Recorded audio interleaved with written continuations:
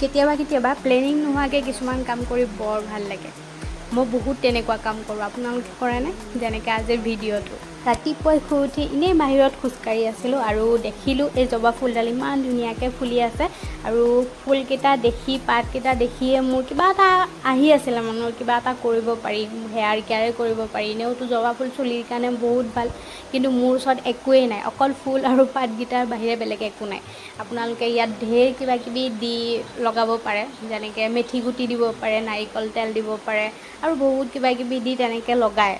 কিন্তু মোৰ ওচৰত আজি একো নাছিলে, কিন্তু ফুলকেইটা দেখি মোৰ মানে লগাবলৈ মন গ'ল আৰু সেইটো কাৰণে ধুনীয়াকৈ পাত আৰু ফুল ছিঙি ল'লোঁ। এতিয়া ধুনীয়াকৈ ধুই লৈছোঁ, তাৰপাছত আৰু মিক্সিত পিছা নাই, মিক্সিত পিচিলে গৰম হৈ যায় ন, লগাবলৈ ভাল নালাগে, এনেই গৰম দিন, সেইটো কাৰণে মই পটাত ধুনীয়াকৈ পিচি লৈছোঁ। ইমান মিহি হোৱা নাই, আপোনালোকে মিক্সিটো পিচি ল'ব পাৰে। তাৰপাছত ধুনীয়াকৈ মূৰত লগাই ধুই পেলালোঁ।